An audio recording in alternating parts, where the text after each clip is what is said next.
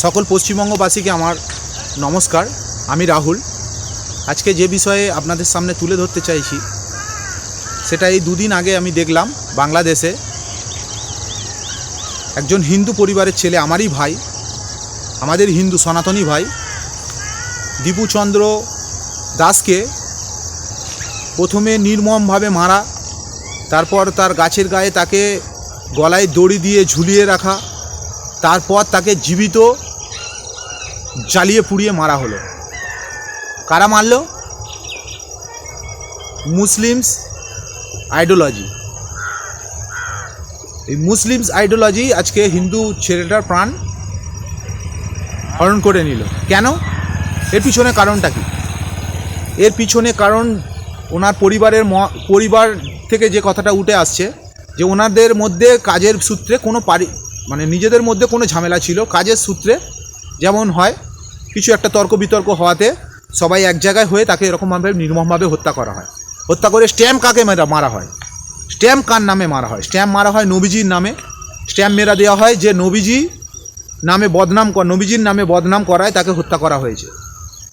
আমি এক প্রকার মেনেই নিলাম যে নবীজির নামে বলাতে তাই জন্য হত্যা করা হয়েছে। তাহলে কি নবীজি এরকমই বলে গেছে আপনাদের যে কেউ যদি এরকম কিছু বলে তাকে এরকম নির্মমভাবে নৃশংসভাবে তাকে হত্যা করার, পুড়িয়ে মারার পরেও তার উপরে টর্চার করার কথা?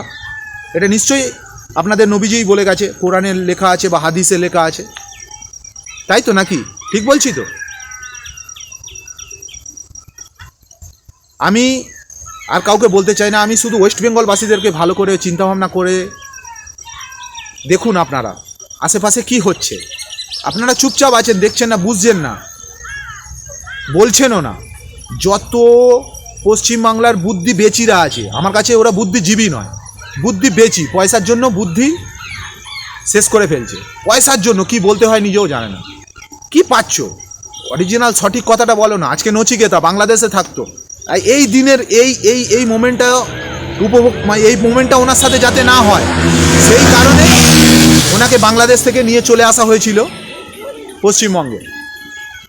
প্রাণের ভয়ে চলে এসেছিল, কিন্তু এখানে এসে ধর্মনিরপেক্ষতা। আপনারা এই ধর্মনিরপেক্ষতার যে চশমাটা পরে আছেন না, এই ধর্মনিরপেক্ষতার চশমাটা ততদিন পর্যন্ত থাকবে যতদিন পর্যন্ত এখানে মুসলিম সংখ্যায় কম, ততদিন পর্যন্ত। যখন মুর্শিদাবাদের মতো 73% হয়ে যাবে না পশ্চিমবঙ্গে, ততদিন আপনাদের আর এই রাজ্যে কোনো ঠাঁই হবে না। আপনার এই গলায় দড়ি দিয়ে টাঙিয়ে দেওয়া হবে, আপনাকে ঝুলিয়ে দেওয়া হবে, রাস্তায় গলা কেটে আপনার লাশ পড়ে থাকবে। সকাল 8টায় আপনি ঘুমিয়ে থাকবেন, সকাল 8টায় এই জিহাদিরা সকালে নামাজ পড়ে আপনার বাড়ির সামনে আল্লাহু আকবার বলে আপনার গলাটা কেটে দেবে। বিশ্বাস হচ্ছে না? আমি কথাগুলো ভুল বলছি মনে হচ্ছে না? বিশ্বাস হচ্ছে না? বাস্তব চিত্র আপনারা দেখবেন। আপনারা এই যে বলে বেড়াচ্ছেন না, যেখানে সংখ্যায় হিন্দুরা বেশি সেখানে কি আওয়াজ ওঠে? যে ভারত তেরে টুকরে হোঙ্গে ইনশাআল্লাহ ইনশাআল্লাহ। আর তারা বেঁচেও যায়, তাদের উপরে কোনো ক্ষতি হয় না, কোনো কেস হয় না, কিছুই হয় না।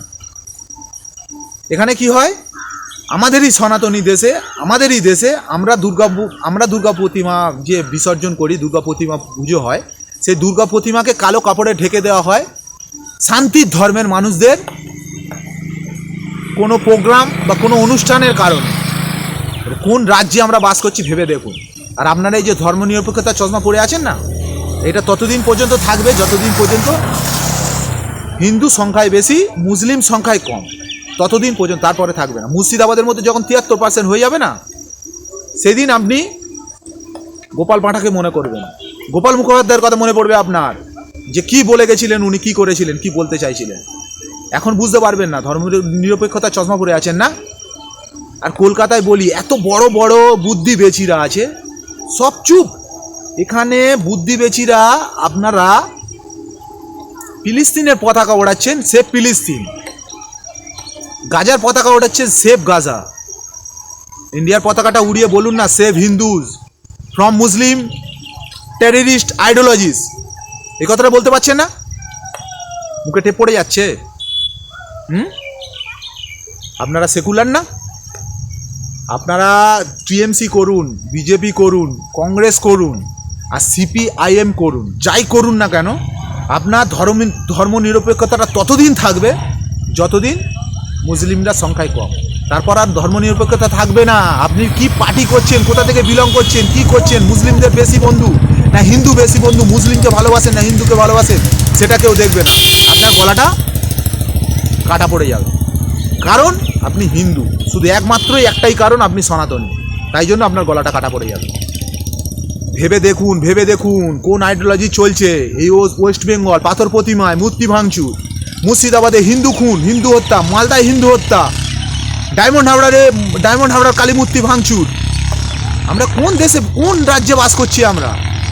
আমরা নিজেদেরকে গর্ব করে এক সময় বলতাম যে হ্যাঁ আমরা সনাতনী। বিবেকানন্দ তিনি বাইরে গিয়ে বলে এসেছিলেন হ্যাঁ আমরা সনাতনী। তিনি শিকাগো শহরে বলেছিলেন যে হ্যাঁ আমরা গর্ব করে বলি সেই সনাতনী। আর তোমরা এখন বলো না যে আমরা গর্ব করে বলি সনাতনী। না, চুড়ি পরে আছো তোমরা, চুড়ি। আরও ভালো বোরখা পরে বুদ্ধি বেচিরা যারা আছো না, বোরখা পরে ঘরে বসে যাও, চুড়ি পরে থাকো, চুড়ি। ফিলিস্তিনের পতাকা ওড়াবে ভারতে। আর আমার হিন্দু ভাইটা মরে গেল, কি গন্যায় ছিল? কোন দেশে হচ্ছে না? মুসলিম কান্ট্রি বাদে, মুসলিম কান্ট্রিতে তো হচ্ছে, মুসলিমদেরকে কাটছে, কিন্তু আর কোন কান্ট্রিতে হচ্ছে না? এই কদিন আগে আমেরিকায় হলো, ভারতবর্ষে হলো, বাংলাদেশে হিন্দু খুন। এদের আইডল কবে আপনাদের মাথায় আসবে এই কথাটা? যারা মুসলিমস কাট্টার আইডিওলজি নিয়ে চলে, যারা মুসলিমস পুরোপুরি কাট্টার পথে একদম আসক্ত হয়ে গেছে, কোরআনকে একদম মনের ভিতরে ঢুকিয়ে নিয়েছে, তারা এটাই মনে করে মুসলিম ছাড়া যারা বেধর্মী আছে, সে খ্রিস্টান হোক, বৌদ্ধ হোক, ইহুদি হোক, পাঞ্জাব শিখ হোক, যেই হোক, মুসলিম যারা নয় তাদের এই পৃথিবীতে থাকার কোনো অধিকার নেই। ওদের আইডিওলজি এটাই বলে। আর আপনারা সেই মাথাতেই তেল মাখাচ্ছেন, আপনাদের গলাটা আগে যাবে, ভেবে রাখবেন, মনে রাখবেন। পশ্চিমবঙ্গবাসীকে আমি করজোড়ে নিমন্ত্রণ করছি, করজোড়ে আপনারা সাবধান হয়ে যান, আমাদের পরবর্তী ভবিষ্যৎকে বাঁচান, নইলে আপনাদের গলা তো যাবেই যাবে, তার সাথে পরবর্তীকালে আপনার বাচ্চা, আপনার মেয়ে, আপনার ছেলে, তাদের গলাটাও কাটা যাবে। আপনারই মেয়েকে আপনারই সামনে, আর বললাম না মুখ থেকে, বুঝে নিন। আপনারা যত ক্ষমা করুন, আপনারা বুঝুন, আমি আর এর থেকে বেশি কিছু বলতে পারছি না। জয় হিন্দ, বন্দে মাতারাম। ভালো থাকবেন, সুস্থ থাকবেন, এবং ভবিষ্যৎ প্রজন্মের জন্য আপনারা ভাবুন, প্লিজ প্লিজ প্লিজ ভাবুন, প্লিজ ভাবুন। Save Hindus from Muslims ideology, from Muslim জিহাদ ideology. Please save Hindus, please.